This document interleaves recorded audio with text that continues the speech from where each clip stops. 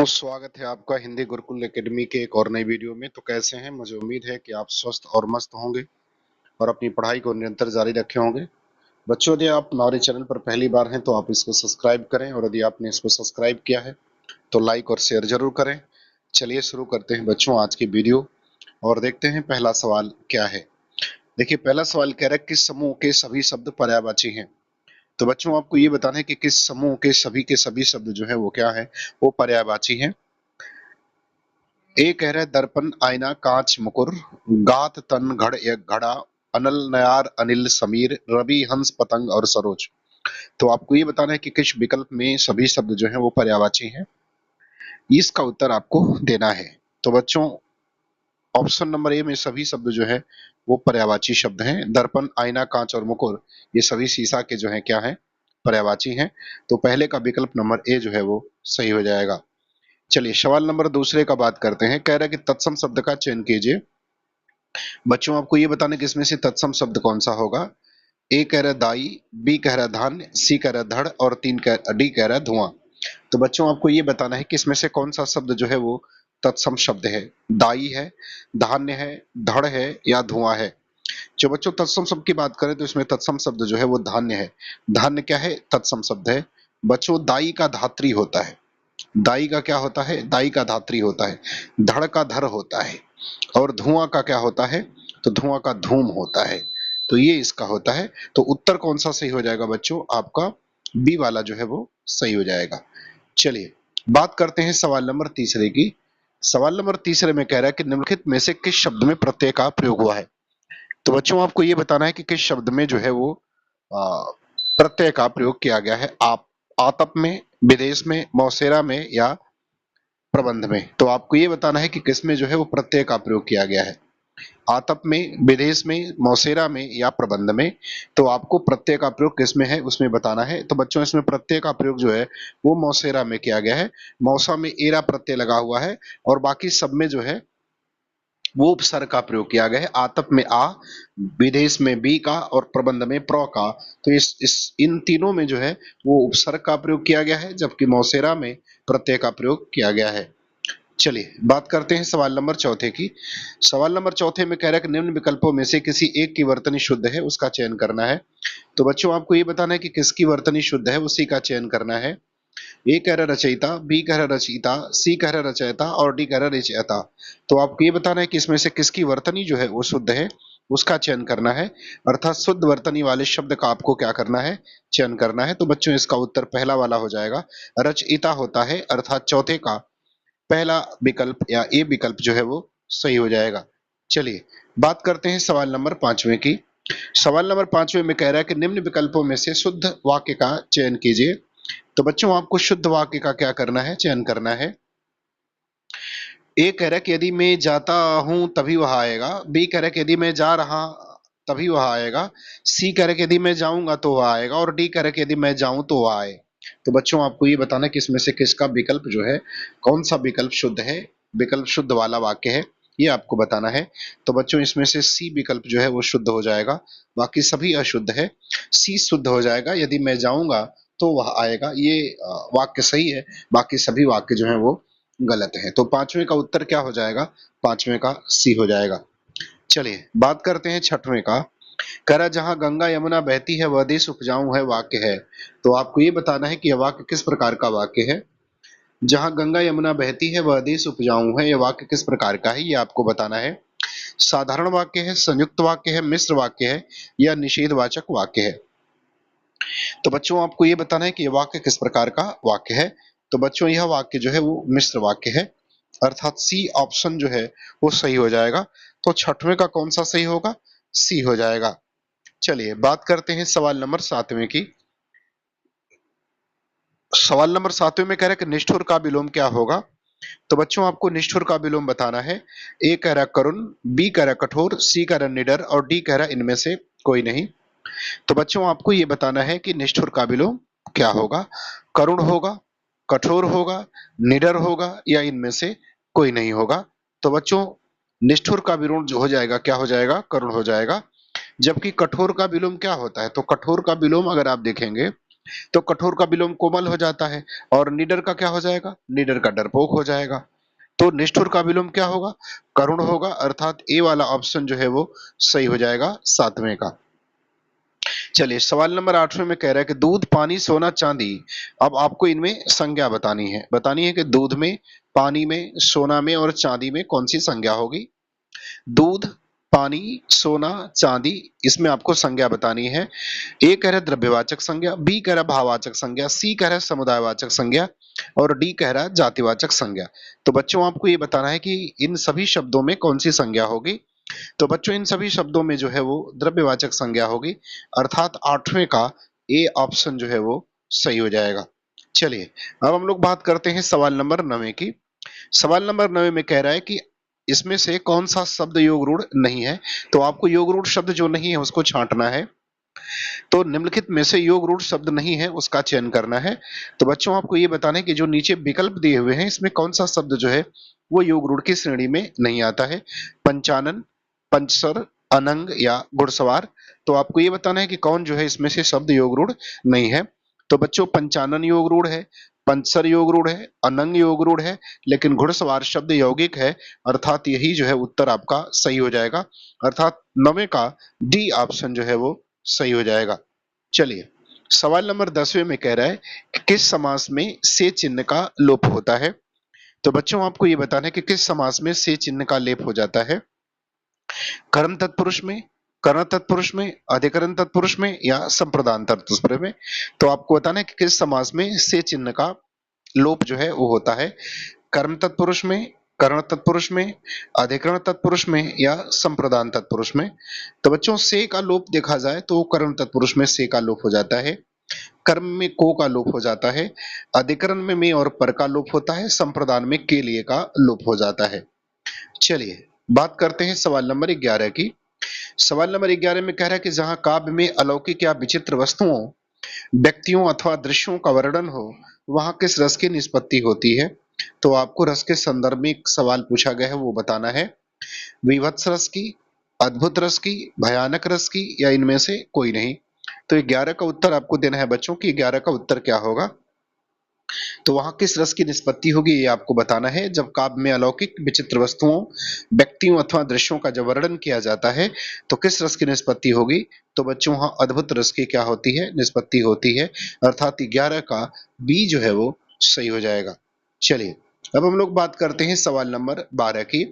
सवाल नंबर 12 में कह रहा है कि यदि बारिश होती तो सूखा ना पड़ता, इस वाक्य में काल का कौन सा रूप है। तो आपको ये बताना है कि काल का कौन सा रूप इसमें प्रयोग किया गया है। यदि बारिश होती तो सूखा ना पड़ता, कह रहा है कि यदि बारिश होती तो सूखा ना पड़ता, तो काल का कौन सा रूप इसमें है। संदिग्ध भूतकाल, हेतु हेतुमद भविष्य, संभाव्य भविष्य या हेतु हेतुमद भूतकाल। तो आपको इसका उत्तर बताना है कि कौन से काल का इसमें वर्णन किया गया है। यदि बारिश होती तो सूखा ना पड़ता, तो 12वें का उत्तर क्या हो जाएगा बच्चों। इसको कहेंगे हेतु हेतुमद भूतकाल, अर्थात एक क्रिया का दूसरी क्रिया के ऊपर क्या होना, निर्भर होना, या एक क्रिया का दूसरी क्रिया की तरफ संकेत करना। चलिए बात करते हैं सवाल नंबर 13 की।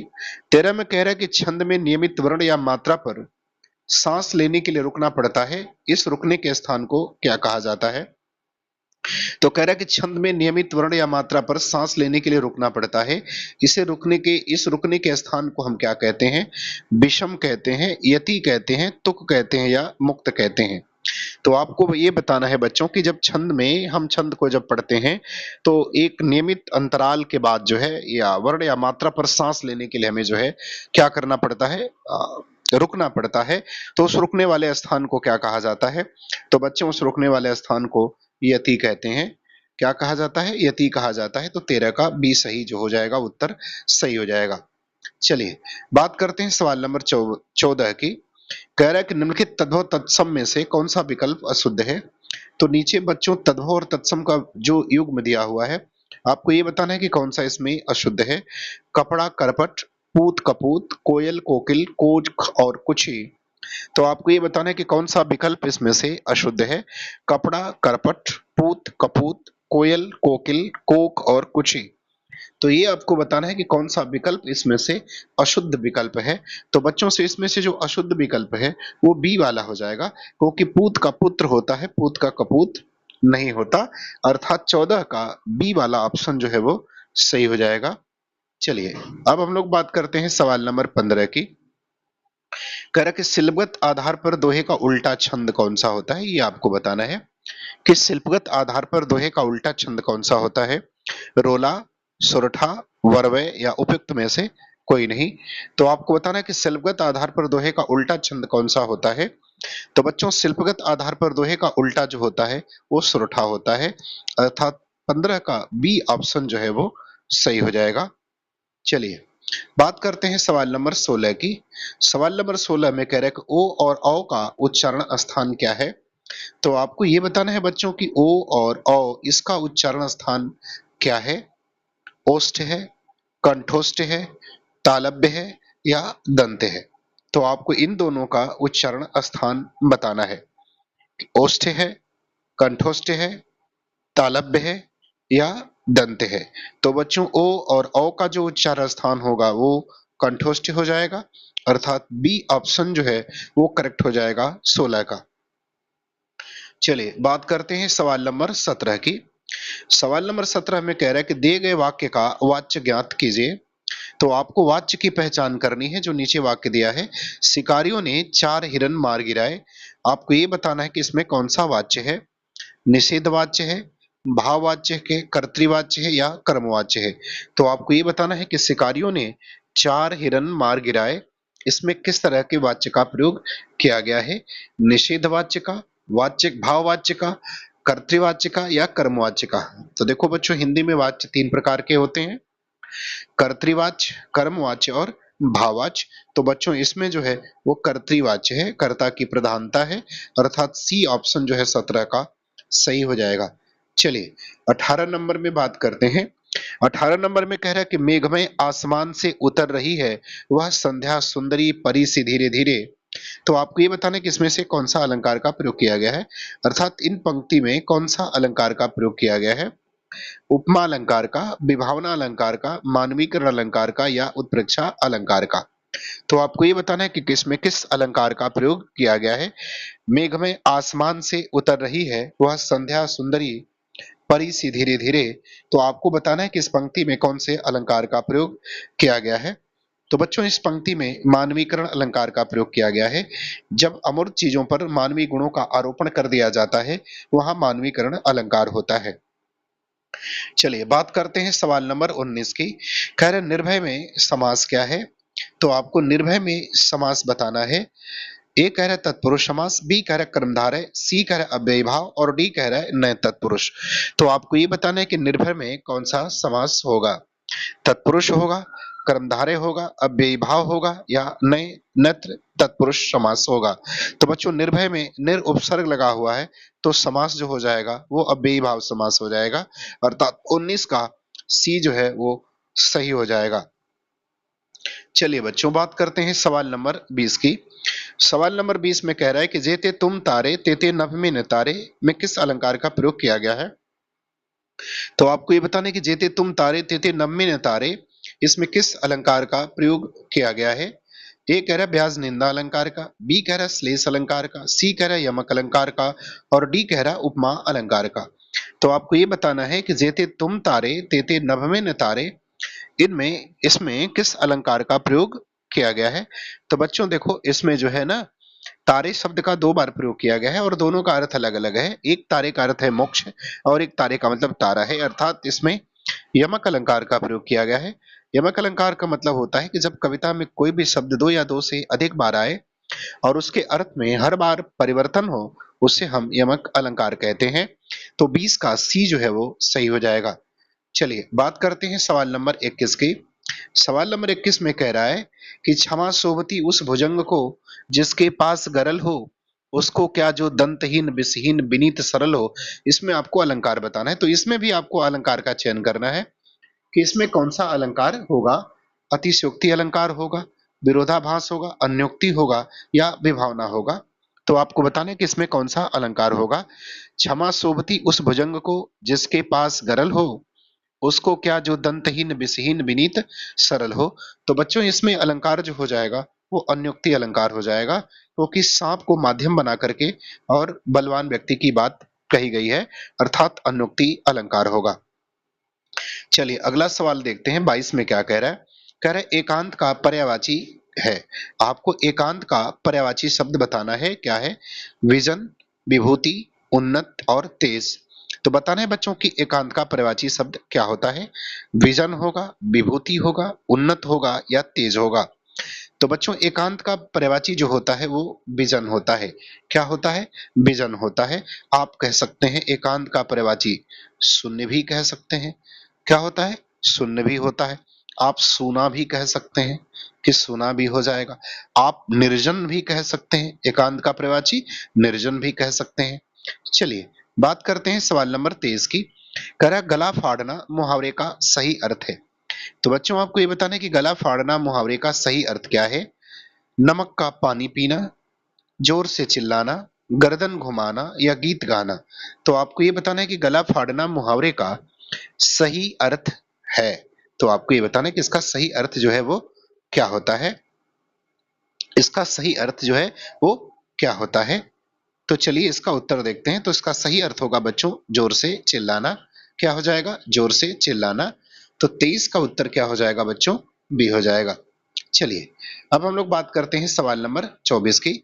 सवाल नंबर 24 में कह रहा है कि दिए गए अनेक शब्दों के लिए एक शब्द बताएं ईश्वर पर आस्था रखने वाला। तो आपको ये बताना है कि ईश्वर पर आस्था रखने वाले को एक शब्द में हम क्या कहेंगे? आस्तिक, नास्तिक, पुजारी या धार्मिक। तो आपको ये बताना है कि ईश्वर पर आस्था रखने वाले को एक शब्द में क्या कहा जाता है? तो बच्चों उसे कहा जाता है, क्या कहते हैं? आस्तिक कहते हैं। क्या कहा जाएगा? आस्तिक कहा जाएगा। चलिए अब हम लोग बात करते हैं सवाल नंबर अगले की। कह रहे किस विकल्प में कर्तृवाच्य का प्रयोग हुआ है? तो आपको ये बताना है कि किस विकल्प में कर्तृवाच्य का प्रयोग हुआ है।